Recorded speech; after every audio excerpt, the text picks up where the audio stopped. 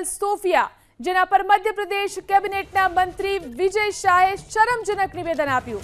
ત્યારબાદ સમગ્ર દેશમાં આક્રોશ છે. મંત્રી વિરુદ્ધ કડક કાર્યવાહીની માંગ થઈ રહી છે. આ તમામની વચ્ચે મંત્રી વિજય શાહ સામે કાયદાકીય કાર્યવાહી શરૂ થઈ ચૂકી છે. હાઈકોર્ટના આદેશ બાદ મંત્રી વિજય શાહ સામે ઇન્દોરના માનપુર પોલીસ સ્ટેશનમાં ફરિયાદ નોંધાઈ છે. આ તરફ આજે સવારે 10:30 વાગે મધ્યપ્રદેશ હાઈકોર્ટમાં પણ સુનાવણી હાથ ધરવામાં આવશે. મંત્રી વિજય શાહે કર્નલ સોફિયા કુરેશીને આતંકીઓની બહેન ગણાવી હતી, જેનો વિડીયો મંગળવારે વાયરલ થયો હતો. વિવાદ વધ્યા બાદ વિજય શાહ મીડિયાના કેમેરા સામે માફી માંગતા નજરે પડ્યા હતા. પરંતુ મંત્રીના આ શબ્દો કદાચ માફીને લાયક પણ નથી. એટલે જ હાઈકોર્ટે કડક વલણ અપનાવી 4 કલાકમાં જ ફરિયાદ નોંધવાનો આદેશ કર્યો. और जिन्होंने हमारी बेटियों के सिंदूर उजाड़े थे, वही कटे पिटे लोगों को हमने उन्हीं की बहन भेज करके उनकी ऐसी की तैसी करवाई.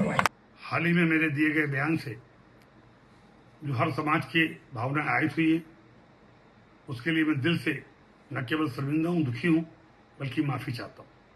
हाल के भाषण में जब मेरी इच्छा और मंशा यही थी कि मैं उनके बात को अच्छे से समाज के बीच में रखूं, लेकिन दुखी और विचलित मन से कुछ शब्द गलत निकल गए, जिसके कारण आज मैं खुद शर्मिंदा हूं और पूरे समाज से